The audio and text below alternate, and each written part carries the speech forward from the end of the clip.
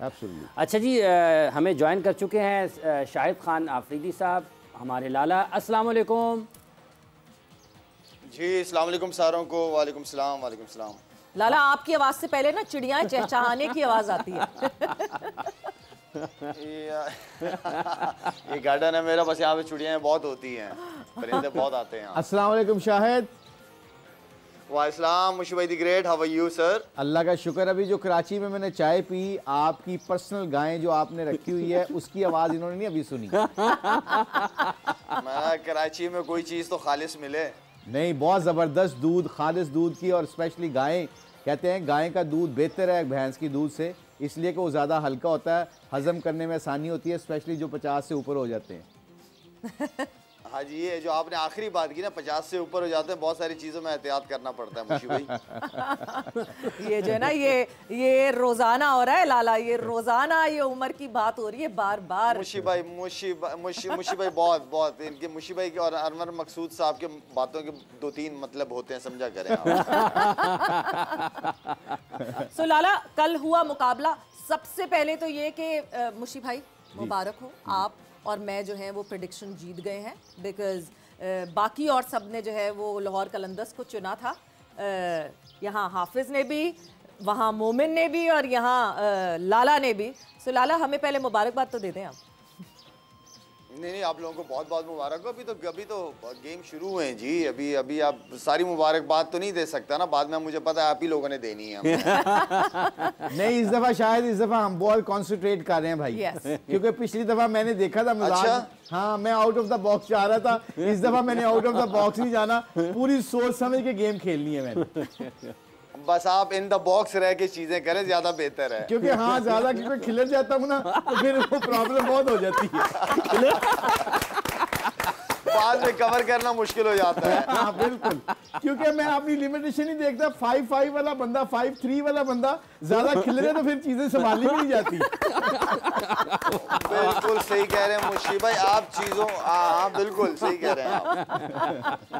सो लाला, कल के मुकाबले के हवाले से अगर बात करें, कैसा आप कहाँ असेस करेंगे इस मैच को? क्या गलत किया लाहौर कलंदर्स ने, कहाँ चूक गए? देखें, मैं सवेरे कल आपसे मैंने बात की थी कि राशिद खान का रोल बहुत इंपॉर्टेंट था। जहां फास्ट बॉलर डिलीवर नहीं करते थे तो वो आके और वो अच्छी बॉलिंग करता था। मतलब उसकी लाहौर कलंदर की जो जीत है उसके अंदर राशिद का रोल बहुत इंपॉर्टेंट था लास्ट ईयर। इस बार नहीं है तो मुझे थोड़ा सा था जहन में, बल्कि कल बात की थी कि उसकी बॉलिंग ना होने से थोड़ा फ़र्क पड़ेगा उनकी बॉलिंग को। देखें, पिच बहुत ज़बरदस्त T20 पिच थी, क्राउड ज़बरदस्त, और बाउंड्री भी बड़ी बाउंड्रियाँ थी। मुझे मज़ा आया देखने में, कल बाउंड्रियाँ बड़ी बाउंड्रियाँ थी। मेरे ख्याल में 70 प्लस ही थी सवेरा, कुछ इसी तरह है। बिल्कुल लाला, स्ट्रेट की बाउंड्री जो है वो 80 की थी और स्क्वायर की बाउंड्रीज जो हैं वो 70 और 69 की थी। जबरदस्त पिच, इतना जबरदस्त था, छक्के भी लग रहे थे, चौके, सिंगलें, डबलें। कल फील्डिंग दोनों टीमों की पुअर फील्डिंग रही है, दोनों टीमों ने बहुत गंदी फील्डिंग की है। और साथ में जो है कि जहाँ पे कैच होना चाहिए था, अब वो देखिए आप एक नो डाउट सरजादा फरहान ने बड़ी ज़बरदस्त बैटिंग की है, मज़ा आया। पाकिस्तान टीम में उसको 5वें-6ठे नंबर पे खिला रहे हैं। यहाँ पे डोमेस्टिक क्रिकेट उसकी एज अ ओपनर है और बहुत अच्छा लगा, नज़र आया खेलते हुए। साथ में फिर उसी से कैच भी ड्रॉप हो जाता है शादाब का मौके पे। तो ये कैचेस वगैरह अगर आप मिस फील्डिंग इतनी करेंगे और कैचेस आप छोड़ेंगे मौके पे तो फिर आप स्ट्रगल ही करोगे, फिर आप एक्सपेक्ट नहीं कर सकते कि बैट्समैन आपको दोबारा मौका देगा। मुशी भाई ने बहुत अच्छी बात की है कि जहां हारिस रऊफ की बॉलिंग थी वो बिल्कुल मुझे समझ नहीं आया कि इतनी तगड़ी, इतनी तेज पेस का बंदा और वो एक्स्ट्रा कवर छक्के खा रहा है। क्या खा रहा है, क्यों, वजह क्या है? क्योंकि आप गंदे एरिया में गेन कर रहे हो। इसका मतलब ये नहीं कि पेस आपके पास है तो आप जहां दिल चाहे बॉल करो। उसके लिए आपको लाइन और लेंथ, पेस ना हो लेकिन लाइन और लेंथ आपकी अच्छी होनी चाहिए ताकि बैट्समैन को एफर्ट करनी पड़े शॉट मारने में। तो आई मीन कि शाहीन को एक आधा ओवर मैं समझता हूँ कि शाहीन का स्टार्ट उसने 2 ओवर बहुत अच्छे किए, लेकिन उसके बाद भी लेग साइड पे बॉलिंग और जहाँ वो मारना चाह रहा है बैट्समैन, वहीं पे आगा सलमान की इनिंग, आउटस्टैंडिंग इनिंग, इतना प्रोफेशनल तरीके से वो लड़का खेला, टीम को लेके चला, मज़ा आया। शादाब नो डाउट, शादाब की इनिंग तीसरे नंबर पे एज अ कैप्टन आके, और मुझे पर्सनली खुशी हुई है कि शादाब एटलीस्ट नज़र आया, इसलिए कि बिल्कुल फॉर्म में नहीं था। ऊपर से मनरो की अगर बात करें तो मनरो को मैंने पिछले ये 2-3 लीग्स में देखा है, उससे बिल्कुल परफॉर्म हो ही नहीं रहा था। एंड देन शादाब का तीसरे नंबर पे आ गया एज अ कैप्टन, टीम को लीड करना, वेल डन। यस बिल्कुल, ये एक बहुत मतलब खुशाइंद बात थी पाकिस्तान के लिए भी इटसेल्फ, बिकॉज शादाब खान एक बहुत इंपॉर्टेंट फैक्टर है। बिल्कुल ऐसे ही है। अगर हम शादाब की ही बात करते हैं, बैटिंग की तो बात कर रहे हैं मुश्ताक साहब, लेकिन जब उन्होंने बॉलिंग की है उसमें भी कल बेहतरी नज़र आई है। किफ़ायती भी रहे, रन्स भी कम दिए, कंट्रोल भी ज़्यादा बेहतर था। तो आपको फ़र्क लगता है उसमें भी कि बॉलिंग में भी कॉन्फिडेंस वापस आया? आई थिंक ये शाहिद बेहतर जवाब दे सकता है। उसकी वजह पता है कि बीइंग लेग स्पिनर, जिन दिनों में शाहिद या हफीज जो भी ऑलराउंडर स्पिन ऑलराउंडर्स थे, वो जब बॉलिंग अच्छी करते हैं ना तो उनकी बैटिंग में कॉन्फिडेंस लेवल नेचुरली बढ़ जाता है। ठीक है, आपको फिर फेलियर का, आउट होने का डर खत्म हो जाता है। अगर आपकी बॉलिंग अच्छी ना हो रही हो तो आपकी उसके ऊपर बैटिंग पे भी इफेक्ट पड़ रहा होता है। कुछ चीजें ऐसी होती है जैसे हफीज के केस में, हफीज अगर बॉलिंग अच्छी नहीं भी करता था तो उसको पता था कि मैं बैट्समैन हूं। यहाँ पे अफरीद शाहिद ने भी बॉलिंग लेग स्पिन शुरू करके अपना टीम में जगह बनाई थी। इसका भी जो इसकी स्ट्रेंथ है, जो शादाब की जो इसको खिलाया जाता है पाकिस्तान टीम में, वो एज ए बॉलर खिलाया जाता है। So he is a bowling all rounder rather than a batting all rounder. So I think ये बड़ी छोटी छोटी चीजें होती हैं जो मैनेजमेंट को बड़ी क्लोज नज़र से देखनी पड़ती हैं। उसकी अच्छी बॉलिंग अच्छे स्पेल से कल मैं बिल्कुल शायद से एग्री करता हूं। कल मुझे तो मज़ा नहीं आया क्रिकेट देखने का, to be very honest with you.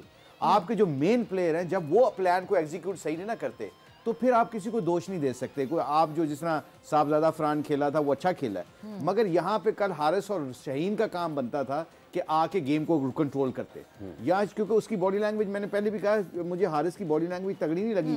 I think जो उसको सेंटर काउंटर कैंसिल किया गया है, जो भी उसकी कम्युनिकेशन हुई है, I don't know this, but उसकी बॉडी लैंग्वेज वो हारिस रऊफ की बॉडी लैंग्वेज नहीं नजर आ रही थी जो हर मैच में आती है। उसको भी मार पड़ती है, मगर वो मार खाने के बावजूद वो हाइपर रहता है। उसकी ये स्ट्रेंथ है हाइपर रहना। कल बिल्कुल हाइपर नहीं था। और जी सॉरी मुशी भाई, जो आप हारिस रऊफ की बात कर रहे हैं ना, देखें मुशी भाई, ज़रूरी नहीं है, देखिए फ्लैट विकेट था, ज़रूरी नहीं है कि आप पिच के हिसाब से अपने आप को एडजस्ट करते हो।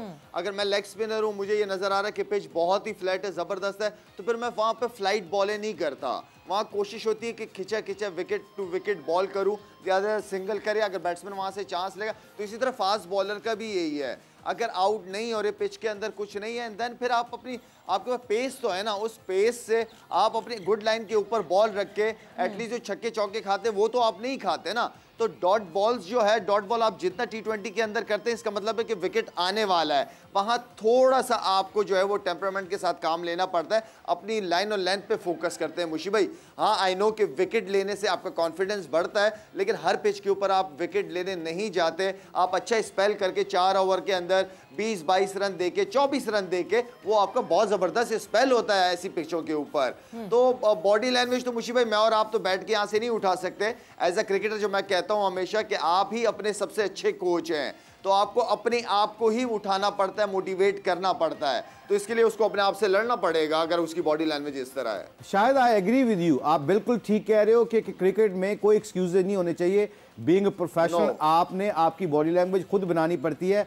But having said that Haris की रऊफ की वो बॉडी लैंग्वेज नहीं थी जो इंसिडेंट हो चुका और ना कई समटाइम। ये तो मैं कोशिश कहना चाह रहा हूं कि हमारा ये पॉइंट ऑफ व्यू है इस टीवी के प्रोग्राम के तवस्सुल से लोगों को बताना। यहाँ पे फिर मैनेजमेंट का बहुत रोल होता है, कप्तान का बहुत रोल होता है। कल आपने देखा ना शाहीन के बॉल पे एक फाइन लेग के ऊपर चौका हुआ, उनके ऊपर मैंने पूरा देखा इंसिडेंट।